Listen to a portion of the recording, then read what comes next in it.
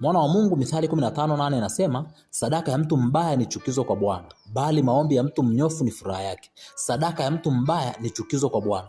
Sadaka yako sio ongo mbele za Mungu. Sadaka yako sio rushwa mbele za Mungu ili uweze kupokea vya Mungu. Mungu anapendezwa sana na moyo wako kabla ya sadaka yako. Mungu anapendezwa sana na mahusiano yako na yeye kabla ya sadaka yako. Mwana wa Mungu, unapoenda mbele za Mungu, hakikisha kwanza moyo wako uko vizuri kimahusiano na Mungu kabla ya sadaka yako. Unaweza kwenda mbele za Mungu na sadaka, lakini kama moyo wako hauko vizuri na Mungu, inakuwa chukizo mbele za Mungu. Mungu anafurahia sana moyo wako kuliko hata vile unavyomtolea. Nisikilize mtu wa Mungu, usiitumie sadaka kama rushwa, usiitumie sadaka kama hongo ili uweze kupata vya Mungu. Mungu anakufurahia wewe kabla ya sadaka yako.